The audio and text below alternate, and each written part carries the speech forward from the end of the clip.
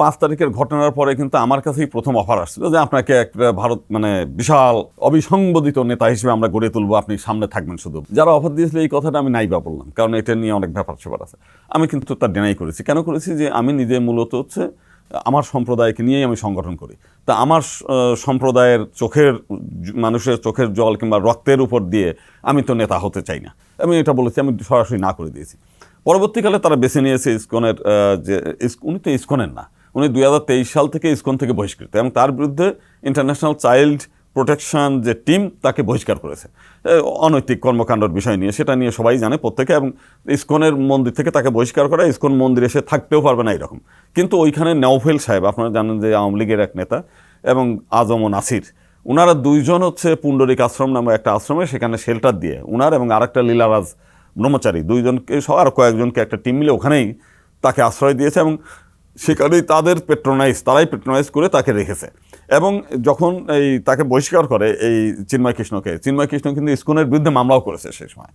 তার মানে ইসকনের সঙ্গে দ্বন্দ্ব ছিল সেই সময় থেকে, কিন্তু যেহেতু আওয়ামী লীগ জড়িত ওদের পক্ষে, এবং আমরা যখন 2008 সাল থেকে 2023 সাল পর্যন্ত ব্যাপকভাবেই আন্দোলন করছিলাম যে আওয়ামী লীগের সময় এই সমস্ত বড় বড় ঘটনাগুলো ঘটছে, গ্রামকে গ্রাম জ্বালিয়ে দিচ্ছে সেটার, এবং হিন্দুর সংখ্যাও কমে যাচ্ছে, এটা নিয়ে যখন আমেরিকার কংগ্রেসম্যানরা এসে বাংলাদেশে এসে তদন্ত করে রিপোর্ট পেশ করলো, তখন এই লীলারাজ ব্রহ্মচারী এবং চিন্ময়রা এরা কিন্তু সংবাদ সম্মেলন করে বলেছে যে না, হাসিনার আমলে 2008 থেকে 2023 সাল পর্যন্ত কোনো ঘটনা ঘটে নাই, হিন্দুরা অত্যন্ত সুখে আছে, ভালো আছে। এবং শুধু তাই না, জো বাইডেনকে তারা চিঠি লিখেছে যে এদের বিরুদ্ধে ব্যবস্থা নিতে, কংগ্রেসম্যানদের বিরুদ্ধে। তার মানে তাদের এত মানে তারা তো ধর্ম চর্চা করবে, আধ্যাত্মিক চর্চা করবে, তো তারা এই দেশের হিন্দুদের কি হচ্ছে না হচ্ছে আমেরিকার বিরুদ্ধে, আমেরিকার প্রেসিডেন্টের কাছে তারা চিঠি লিখছে। কারণটা কি? সে 2023 সালে। তার মানে তখন থেকেই তারা হচ্ছে আওয়ামী লীগের পারপাস সার্ভ করার একটা পরীক্ষিত নেতা। মূলত হচ্ছে ইসকনের নামে চলছে, ইসকনের ধারে কাছেও নাই, এটা চলছে হচ্ছে চিন্ময় মানে সে তো রীতিমতোভাবে, আমরা যেদিন একজন বলছে যে তার মানে প্রতি মাসে নাকি 2.5 লাখ টাকা লাগে হাত খরচ, তার এই টাকাটা কোথার থেকে আসে, কে আসে আমরা জানি না, এটা আমরা শোনা কথা আর কি। তো মূল বিষয়টা হচ্ছে তার পিছনে তো নওফেলরা আছে, এদিকে রংপুরের বিষয়টা আমরা শুনেছি, যেটা খালিদ মাহমুদ সহ আরও কয়েকজন আছে। তো তারা যদি মনে করে যে অন্যের পয়সায়, অন্যের শ্রমে, অন্যের লোক বলে আমি নেতা হয়ে যাব, তো এই লোভটা কে ছাড়ে? এখানে চট্টগ্রামে আজ 100-র উপরে মানুষ মানে জেলের মধ্যে পৌঁছেছে, সে কিন্তু যখন রংপুরে যাচ্ছে সে কিন্তু খুব আনন্দের সঙ্গে মানে হাসি মুখে যাচ্ছে, তার মনের মধ্যে কিন্তু এই কষ্টটা নাই যে আমার আন্দোলনের ফলে আজকে 100 লোক জেলে, প্রায় 2,500 লোকের বিরুদ্ধে মামলা হয়ে গেছে। আমি নিজে আজ 25 বছর ওকালতি করি, একজন মানুষের বিরুদ্ধে যখন মামলা হয়, তার যে আহাজারি, তার আত্মীয় স্বজন, তার ছেলে মেয়েদের কোর্টের প্রান্তে প্রান্তে দৌড়াইতে উকিলের ফি, পেশকারের ফি, স্বেচ্ছাদার, মানে নানান জনের অর্থ দিতে দিতে পরিবারগুলো একেবারে নিঃস্ব হয়ে যায়। অথচ তার মধ্যে কিন্তু সেই অনুশোচনা নাই যে আমি যে আজকে আন্দোলন করছি, এই আন্দোলনের ফলাফলটা হচ্ছে প্রায় কয়েক হাজার, প্রায় 5-7 হাজার লোক ভিকটিম হয়ে যাবে, পুলিশ প্রত্যেকের হয়রানি করবে, যে নিরীহ তার বাড়ি হয়রানি করবে, যে করছে তাকেও হয়রানি করবে। এই হয়রানির ফলাফলে, আমার কর্মকাণ্ডের ফলে আজকে সমস্ত হিন্দু সমাজ আজকে ভিকটিম হয়ে যাচ্ছে সমস্ত জায়গায়। এই যে মাদারীপুরের এক জায়গাতে সেই মানে কালকে তাড়ায় দিয়েছে ইসকনের লোকদেরকে, এবং সাধারণ হিন্দুরা রাস্তায় হাঁটতে পারতেছে না, অনেকেই ভয় পাচ্ছে, মনে করছে শাখা হিন্দুর পড়ে যাবো, বিপদে পড়বে। না, এর দায়িত্ব নাই, সে তো মানে নেতা হয়ে আনন্দিত বোধ করতেছে, আমি বিশাল নেতা হয়ে গেছি। গেরুয়ার ড্রেস পরলে অনেকেরই আবার মাথা ঠিক থাকে না।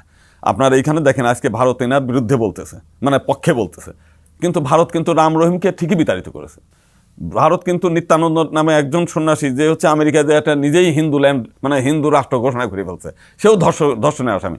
এবং ভারত কিন্তু প্রতিনিয়ত এই সমস্ত সাধু সন্ন্যাসীদের ঠিকই সাইজ করে, কিন্তু বাংলাদেশের এই সাধু নিয়ে তারা এত উতলা হচ্ছে, অথচ তার বিরুদ্ধে তো এই অভিযোগই। আর যেখানে আমাদের অনেকে একজন বলছে যে তার কাছে শিশু এবং নারী নিরাপদ না, বাংলাদেশের এক হিন্দু নেতা, ঐক্য পরিষদের এক নেতা, তাহলে যেখানে এই অবস্থাটা জানছে তারা মানে জানবে, শুনবে, তারপরে না বিবৃতি দিবে। তা নাহলে আজকে যেটা বাংলাদেশের ইসকন বলছে আমাদের কেউ না, এখানে সাধারণ হিন্দু সমাজ ক্ষিপ্ত হয়ে গেছে, তাদের ছেলেদের গেলে পরে তাদের শ্লীলতাহানি করতেছে, তাদের মান মর্যাদা নষ্ট করতেছে। নারীরা বলতেছে, তাদের ভক্ত সংঘরা বলছে যে এদের দ্বারা আমাদের এই সন্ন্যাসী, এই সমস্ত মানে খারাপ সন্ন্যাসীদের কারণে আমরা ধ্বংস হয়ে যাচ্ছি। অথচ সেটাকে নিয়ে তারা রাজনীতি খেলতেছে।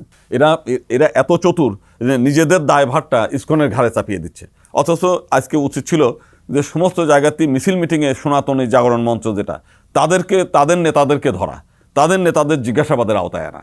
কিন্তু জনগণ কেন যেন মানে আমাদের যারা সংখ্যাগরিষ্ঠ মানুষ কিংবা প্রশাসন কিংবা যারা সরকার চালাচ্ছে এরা যেন কেন যেন এই আসামিদেরকে ছেড়ে দিতে চায়, এদের শাস্তির আওতায় আনতে চায় না। এমনকি শুধু তাই না, এদের পিছনে যারা উস্কানিদাতা তাদেরও আইনের আওতায় আনা উচিত বলে আমি মনে করি। এই দিকে দৃষ্টি দেওয়া উচিত। এই দিকে দৃষ্টি না দিয়ে তাদের দৃষ্টিটা ভিন্ন দিকে প্রবাহিত তারাই করছে কৌশল করে, যাতে মানুষ প্রকৃত আসামিদের, প্রকৃত যারা দুষ্কৃতিকারী তারা যেন বেঁচে যায়।